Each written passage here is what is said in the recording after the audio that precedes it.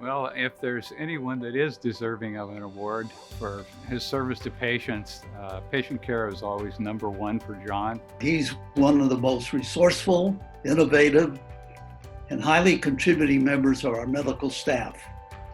He's been an unbelievable resource, not only for the Division of GI and Nutrition, for the Department of Pediatrics, the Medical Center, but for the university as a whole. His contributions often have not been fully recognized and at many times underappreciated by the faculty and staff and by the administration of LPCH. I've had the privilege and honor of working with Dr. John Kerner since I began my career here at Stanford in 1979. And I've seen how he's taken, at that time, we were able to take care of 4 pediatric patients that were on total parenteral nutrition, so they did not have the ability to be fed through the normal process. And he basically started from the beginning and has led this hospital and this institution in terms of the feeding of the premature infant. And that has involved research, figuring out exactly what the challenges were in terms of the obstacles. John Kerner led, with the collaboration and hard work of our children's pharmacy director, nutritionists, and nurses, a state-of-the-art nutrition support team second to none in Northern California. It is still second to none. His name is synonymous with LPCH nutrition support. And really to the point now where most of the clinicians that care for patients that require TPN, and today we had 46 patients that require this. And so that dramatic change is really due to the contributions of Dr. Kerner, his research, his ability to teach and educate, to write, and also to lead teams that included those of us in pharmacy to provide the best care possible for these patients. In 1982, he worked to develop a text on pediatric nutrition for infants and children. He did this on his nights and weekends because he couldn't do it during the day because he was so busy taking care of patients. This manual was used as a reference tool across the Atlantic and the Pacific. It was well recognized at the national and international level for his publication. This text is still used by many centers, not only nationally, but abroad as well.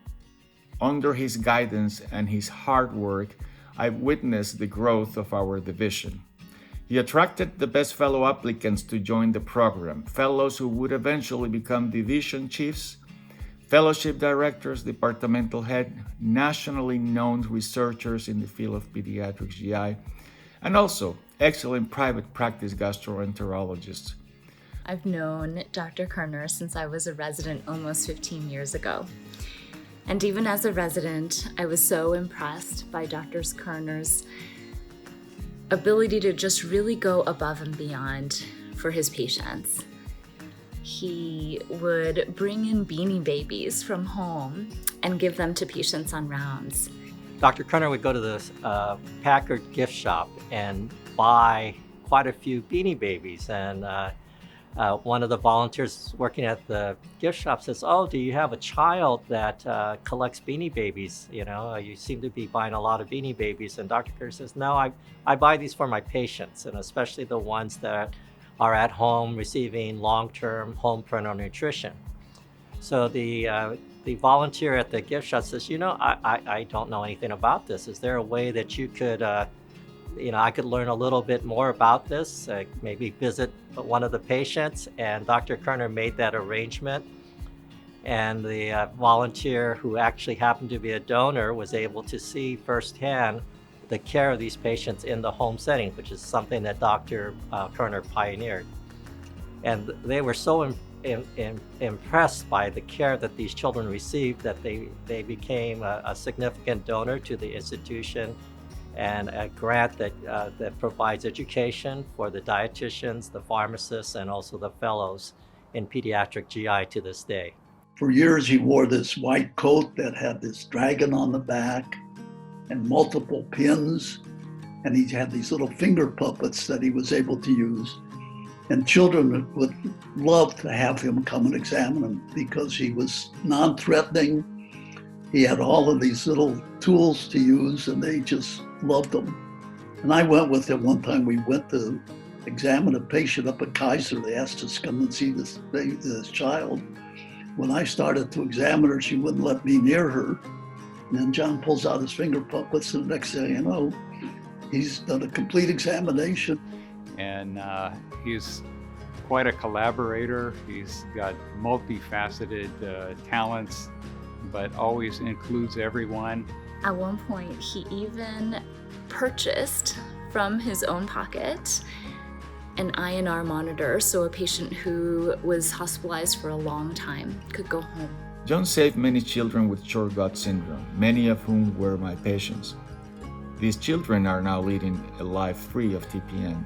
Something that a lot of people don't know about Dr. Kerner is that he was the lead singer and lyricist for an all-physician band. They were quite popular back in the 80s and 90s with hit songs like Creamy Boogie, Mama Don't Let Your Babies Grow Up to Be House Staff, and of course a classic Breast Milk, Bubble Up, and Biotin.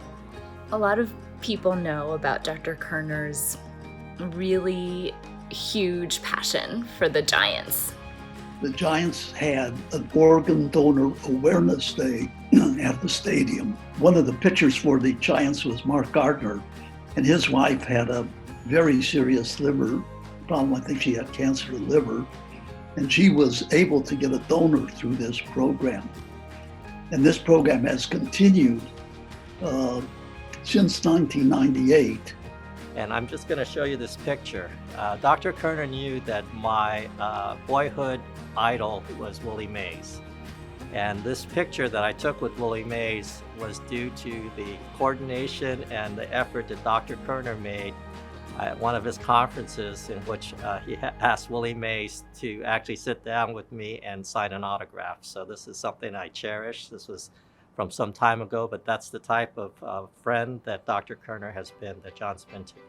I place the following at the top of the list, and that is the unflinching dedication to his trainees and to his pediatric residents. He cares for their well-being, and he pushes them and helps them to excel. Dr. Kerner is one of the best fellowship program directors anyone could ask for. I reached out to some of my former fellows and colleagues because I knew that my own words would not be able to do it justice. One of his former fellows wrote, "I'm struggling to find words to describe how truly amazing Dr. Kerner is and what a huge impact he has had on my medical training and career.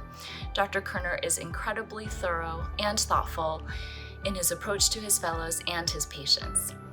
His endless fund of knowledge is matched only by his wonderful heart. Every week in my career thus far, I find myself thinking, what would Dr. Kerner done for this patient? I'm sending him a virtual hug and congratulations." Another fellow wrote, "He is incredibly knowledgeable and a trailblazer in the world of pediatric gastroenterology. It was truly a wonderful opportunity to have been able to train under him." The last one comes from Dr. KT Park. "Dr. Kerner, you've been to me a defender for GI fellows. For your information, a defender goes above and beyond what an advocate would do. Only a superhero is worthy of the title.